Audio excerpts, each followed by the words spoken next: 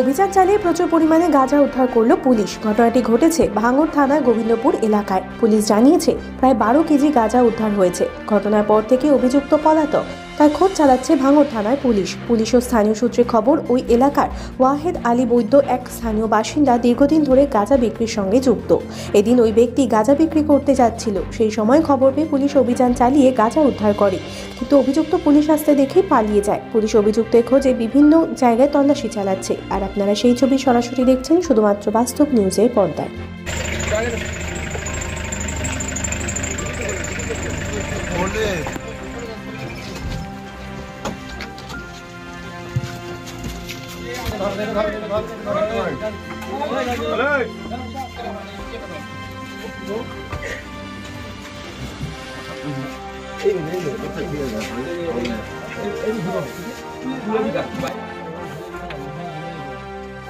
ধরে বসে থাকে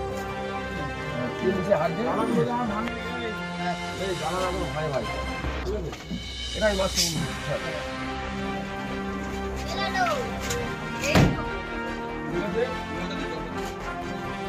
আমার লাগবে অসুবিধা নেই।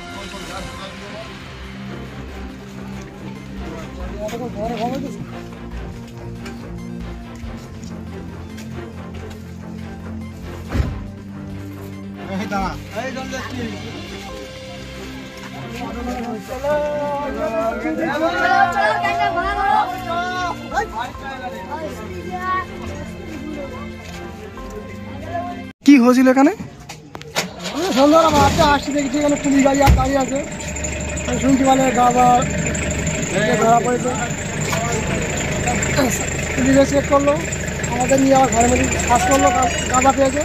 কতটা গাঁজা পেয়েছে? 12 কিলো। 12 কিলো না? আপনারা দেখেছেন? কি নাম আপনার? মেঘালী মোল্লা। কোথায় এটা, কোথায়? মরিয়া গোবিন্দপুর।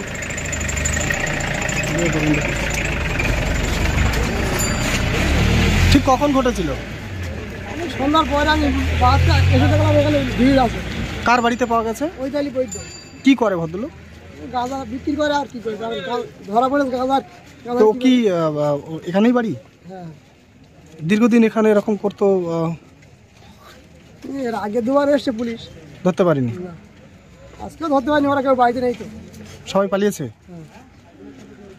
আমাদের সাক্ষী করে ভেতরে চেক করে দেবে। আপনার নাম? মেঘালী মোল্লা। এলাকার বাসিন্দা? হ্যাঁ, আমি পাড়ার ছেলে। ঠিক আছে।